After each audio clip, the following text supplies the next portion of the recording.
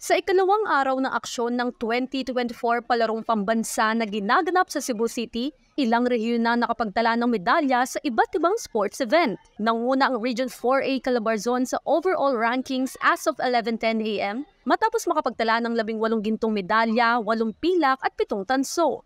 Calabarzon din na nangunguna sa sekundarya na may 11 golds, 5 silver at 3 bronze, habang pumapangalawa naman sa elementarya na may 8 gintong medalya, 3 pilak at 4 bronze. Ayon kay Calabarzon Athletics coach Raven Ron Carandang, labis nilang pinaghandaan ng torneo at nagpapasalamat sa lahat ng sumuporta sa kanila. As of the moment, sobrang overwhelming and happy at the same time dahil yung pinaghirapan namin mga coaches and athletes is nagbubunga na.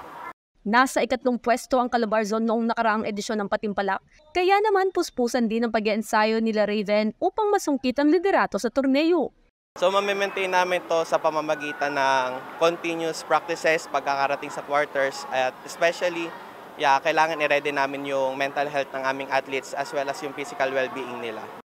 Kasabay ng pagpupursige ng mga officials, coaches, and athletes sa ika-64 na edisyon ng Palarong Pambansa, layon pa nilang pag-igihin ng paglalaro para makuha ang top spot sa overall rankings.